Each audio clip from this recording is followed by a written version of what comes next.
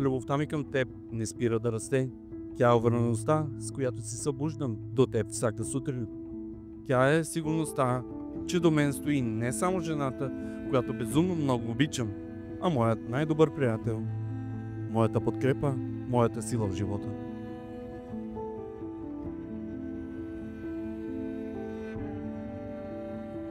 Ти превърна аз и ти в ние. И това ние е най-ценното нещо, което имам. Всичко, което искам да ти кажа сега, се събира точно в 3 думи.